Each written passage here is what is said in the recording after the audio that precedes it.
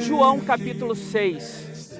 Depois dessas coisas, atravessou Jesus o mar da Galileia, que é o de Tiberíades, e seguia-o numerosa multidão, porque tinham visto os sinais que ele fazia na cura dos enfermos. Então subiu Jesus ao monte e assentou-se ali com seus discípulos. Ora, a Páscoa, a festa dos judeus, estava próxima. Então Jesus, erguendo os olhos e vendo que grande multidão vinha ter com ele, disse a Filipe: onde compraremos pães para lhes dar a comer? Mas dizia isso para experimentar, porque ele bem sabia o que estava para fazer. E respondeu-lhe Filipe: não lhes bastariam 200 denários de pão, para cada um receber o seu pedaço. Um de seus discípulos, chamado André, irmão de Simão Pedro, informou a Jesus: está aí um rapaz que tem 5 pães de cevada e 2 peixinhos. Mas isto o que é para tanta gente? E disse-lhe Jesus: fazei o povo assentar-se, pois havia naquele lugar muita relva. Assentaram-se, pois, os homens em número de quase 5.000. Então Jesus tomou os pães e, tendo dado graça, distribuiu-os entre eles, e então, igualmente, os peixes, quantos queriam. Estamos diante do 4º sinal registrado por João, a famosa multiplicação dos pães e dos peixes. O texto começa dizendo a expressão depois dessas coisas. E depois dessas coisas, traz por trás de si a situação exata de Jesus e os seus discípulos. Eles estão cansados, eles estão abatidos, algumas notícias ruins, eles estão sentindo as marcas das dores do ministério. Mas quando eles chegam naquela região, e sobretudo Jesus, mesmo diante do seu cansaço, ele percebe um cenário que o preocupa. O cenário é a fome. O cenário é uma multidão faminta, uma multidão com escassez de atenção, mas também com escassez de alimento. E muito mais do que o cenário político, e há todo um contexto em torno dessa fome e a razão da grande taxação que se passava naquela indústria de pesca, vale a pena lembrar para você que a fome nunca se justifica.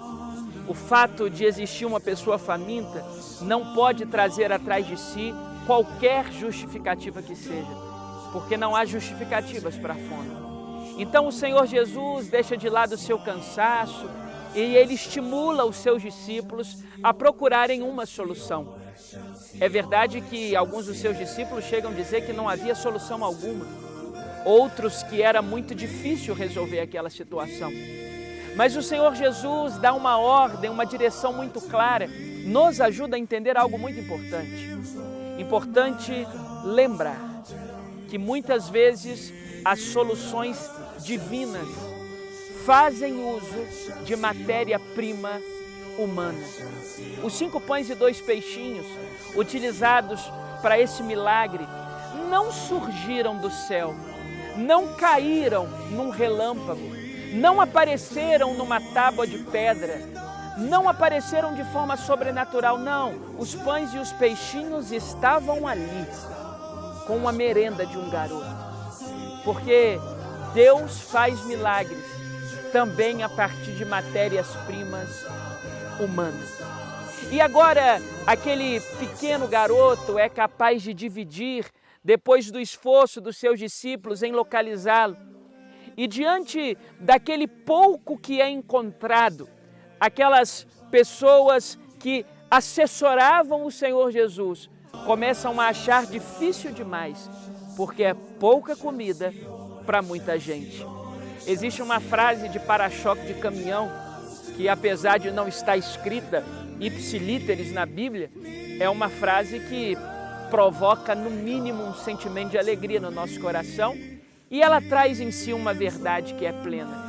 O pouco com Deus é muito, e o muito sem Deus não é nada. Essa frase de para-choque de caminhão é uma boa teologia, porque essa frase traz, todas as vezes que nós estamos numa rodovia e avistamos o caminhão e lembramos da vida daquele caminhoneiro querido que transporta aquela carga, atrás daquele trabalho, daquele ofício tão digno, tão precioso, está uma frase que comporta uma verdade plena. Deus, a partir do pouco, faz muito. Era pouca a matéria-prima? Claro que era, mas era o suficiente para alimentar uma multidão de 5.000 homens, fora mulheres, fora crianças, que saíram do cálculo na narrativa do evangelista. Agora, há uma lição prioritária aqui. Até agora, tudo que eu falei, provavelmente você sabe. E eu quero lembrar a você que talvez nós possamos resumir esse milagre em uma frase muito importante que eu gostaria que encontrasse não apenas espaço, mas respaldo no seu coração. E a frase é: Jesus está disposto a multiplicar tudo o que nós estamos dispostos a dividir. Jesus está disposto a multiplicar tudo o que nós estamos dispostos a dividir. Na verdade, a palavra multiplicação não aparece no texto. Ela aparece naquele título. Mas no texto corrido do milagre você não lê multiplicação. Jesus, na verdade, reparte. E ao repartir, multiplica, porque acaba alimentando uma multidão imensamente superior à capacidade de alimentar através daquela matéria-prima pouca. Mas Jesus sempre está disposto a multiplicar tudo aquilo que nós estamos dispostos a dividir. E esse é o segredo da vida. O grande segredo para quem quer multiplicar é aprender a dividir. Muitas vezes nós vivemos sobre o domínio do eu e nós esquecemos do nós. Eu convido no seu vocabulário trocar o eu pelo nós, trocar o meu pelo nosso. Porque Jesus, repito e insisto, sem qualquer medo de ser repetitivo, tamanha é a profundidade dessa verdade. Jesus sempre multiplica o que estamos dispostos a repartir. Que eu e você venhamos a encontrar o caminho da partilha, o caminho de repartir o muito que Ele nos tem dado. E não importa o quanto você tem nas suas mãos, através do pouco, Ele pode fazer uma grande obra e abençoar a sua família, a sua casa e todos que vivem ao seu redor. Esse é o Deus das maravilhas, esse é o Deus que multiplica, esse é o Deus que faz, esse é o Deus que tem toda a autoridade, esse é o Deus que alimenta uma grande multidão e pode alimentar você.